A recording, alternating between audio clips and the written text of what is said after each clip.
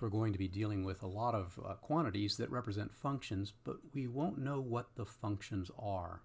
So for example, in the case of equation of state of a gas, if it's an ideal gas, we know what that equation of state is, but for most gases, they're not ideal, and we don't necessarily know what their equation of state, the proper equation of state, should be. So that means we have to infer a lot of things about functions based on things like their derivatives. And in fact, those derivatives tell us something about the relationships between them. So let's take this on by first reviewing what it means to be a derivative. Now, if we take a derivative, what we're really doing is finding the slope of a function at some point. So let's say I have a function f that I'm going to say is equal to x cubed. So I'm going to take the derivative with respect to x of x cubed. And I know that that's going to equal 3x squared, just by the standard differentiation rules. If I have one single variable in my function, this is a fairly easy operation. But now what if I have a function that has two variables? So I'll give you as an example something like x cubed y plus 2x squared y squared. How would I find a slope for something like this? Well, in fact, what I need to do is I need to consider the two variables x and y separately and consider what the slope looks like in each of those directions. Now, one way I could do this is by taking a derivative with respect to x, but holding y constant. And I can, in fact, do this. There's a special notation that I'm going to use to represent this. I'm going to write this df dx. Now notice I've used a special kind of curly d. We use this when we're talking about a partial derivative because I'm not taking a derivative of the whole function. I'm just taking a derivative of it with respect to one of its variables, and there could be many variables. Now at the same time that I'm taking this derivative, I'm holding y constant. So in other words, I'm treating all of the instances of y in this function as though they are constants in the function. So this is really some constant times x cubed and some constant times x squared.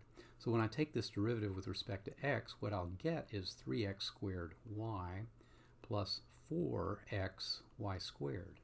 Okay, all I've done is taken the derivative of the x part of these functions to do that. Now I similarly will have a partial derivative of f with respect to y. And again, this time I'll hold x constant. So if I'm holding the x cubed constant here and I take the derivative with respect to y, I'll just get 1, so that'll end up with x cubed. Take the derivative with respect to y squared over here, I'll get 2y, so I'll end up with a term that is 4x squared y over here. So these two things represent the partial derivatives of my function f of x. Now what do these things represent? Well, if you can imagine that this two-dimensional function is a surface that looks something like this, so I've drawn out that function using both x along this axis and y along this axis, and I've just graphed as a vertical direction that function. This curved surface here is what that function might look like.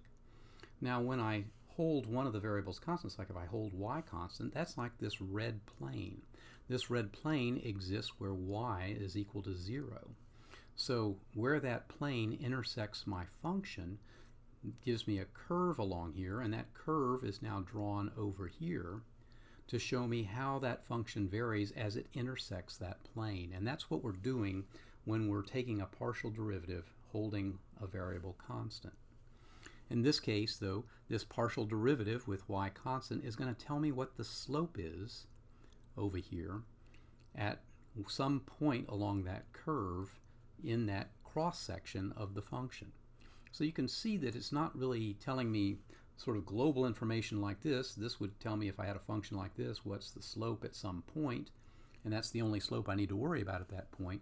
This is giving me a directional slope in the x direction at a particular point. That's defined here by where this plane intersects the function. Now we can also do second derivatives and higher derivatives as partial derivatives. So for example, I could have a second derivative of this function with respect to x squared, maybe held with y constant. I could also have a second derivative with respect to y squared with x constant. I can even have a cross derivative where I've got one derivative in respect to x and one with respect to y. Now let me explain what this actually means. If I had already taken my derivative with respect to y, and I've held x constant, remember I got this as my result. Now if I took a derivative of that result with respect to x, that would be my second derivative with respect to x and y. So in this case, if I take the derivative of this thing with respect to x, I'll end up with 3x squared plus 8xy.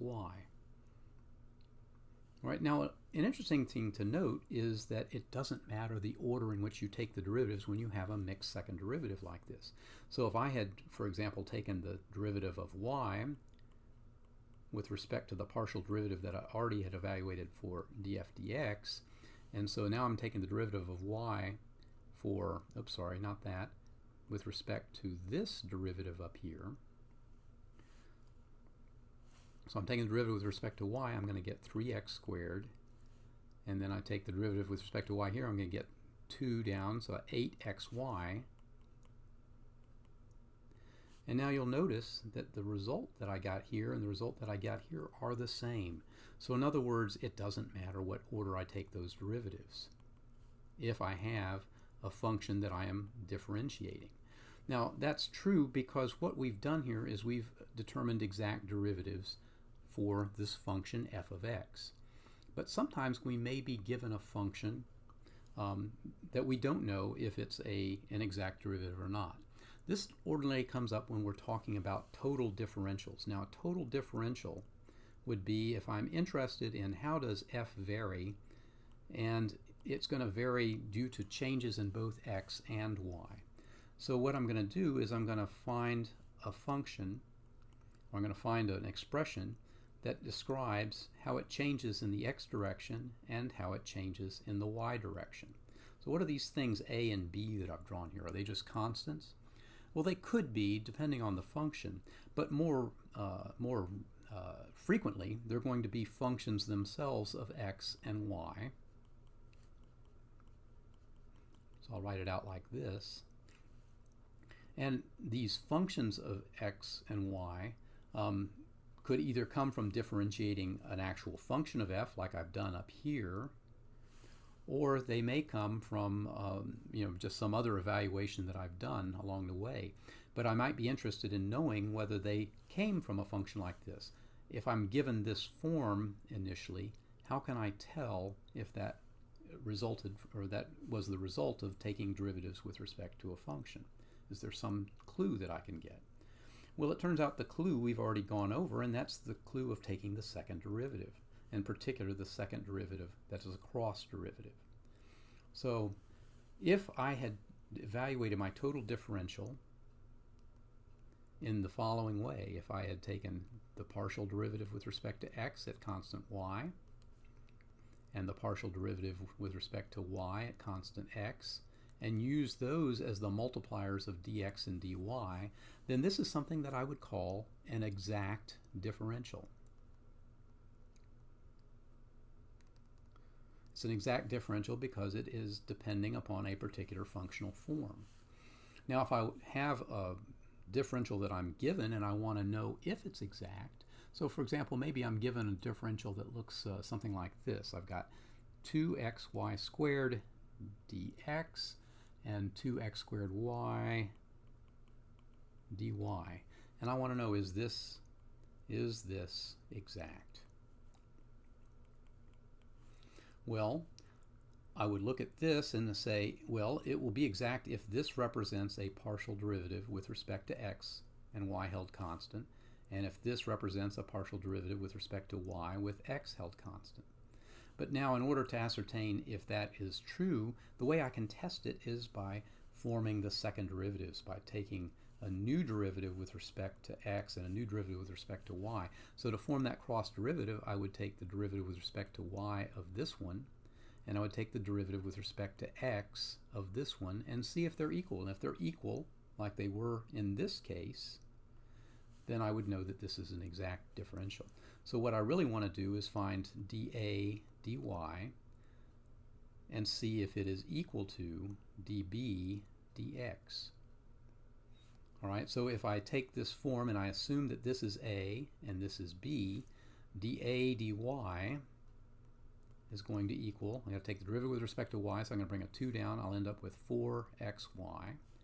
And if I want to find dB dx, I'm going to take the derivative of this function with respect to x. I'll bring the 2 down. I'll end up getting 4xy. And you can see that these two are equal to one another. And because they're equal to one another, the answer is yes, this is an exact differential. Now, we may be wondering, why would we care about all of this stuff? And to do that, I'm going to have to go on a new page. But if we have an exact differential, then it means that when we integrate that exact differential, so if I have an exact differential, and I integrate from some point 1 to some point 2, then this is just going to be equal to f of x2, y2 minus f of x1, y1. Now, we've seen something like this before. This is exactly what we demanded of our state functions. So the whole idea here is that our ability to recognize an exact differential is tied to the property that we find very valuable in our thermodynamic functions. That is, if something is a state function or not. So if we have an exact differential, then it can be a state function because it depends only on its endpoints when we take its total integral. All right, now another thing that we can get out of this, though, is that if we have a state function that we know is a state function and we have a differential expression for it, so let's say we've got some differential expression for du in terms of dt and dv, and I'll say that this is going to be du dt at constant v, and this is going to be du dv at constant t.